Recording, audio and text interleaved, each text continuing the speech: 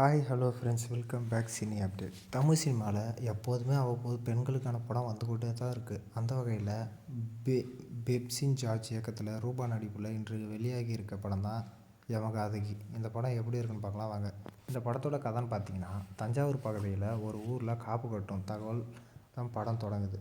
படம் தொடங்கி சில நிமிடங்களே ஹீரோயின் ரூபாவிற்கு அவருடைய தந்தைக்கும் சண்டை வருது.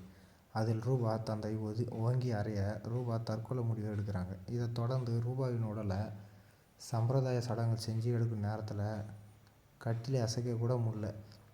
எல்லோருக்கும் இது பெரிய அதிர்ச்சியாக இருக்குது.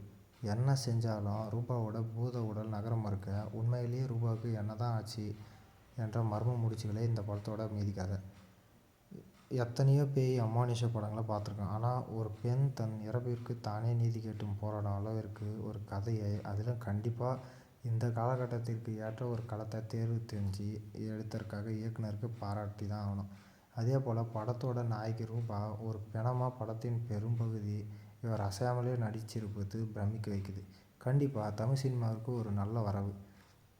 ஹீரோயினை தாண்டி படத்தில் நம்மை மிகவும் கவர்வது அம்மாவாக வரும் கீதா கைலாசம் தான் யதார்த்த நடிப்பால் கவர்ந்திருக்காங்க. படத்தோட முதல் பாதி போலவே இரண்டாம் பாதியும் காட்சிகளோடு கொண்டு சென்றிருக்கலாம். நிறைய வசனங்களுக்காகவே காட்சி நகருது. அதிலும் மெருகேற்றி இருந்தால் இன்னமும் விறுவிறுப்பு கூட்டியிருக்கலாம். ஒரு வீட்டில் நடக்கும் கதை எப்படித்தான் கேமரா வைத்து எடுத்தாங்களோ என்று கேட்கும் அளவிற்கு ஒளிப்பதிவாளர் சபாஷ் வாங்குறார். இசையமைப்பாளர் ஜேசினும் தன் பணியை சிறப்பாக செஞ்சுருக்காரு. இந்த படத்தோட ப்ளஸ்ன்னு பார்த்தீங்கன்னா, கதைக்களம் மிக சுவாரஸ்யமாக இருக்குது. நாயகி ரூபாவோட நடிப்பு மற்றும் கீதா கைலாசம் நடிப்பு.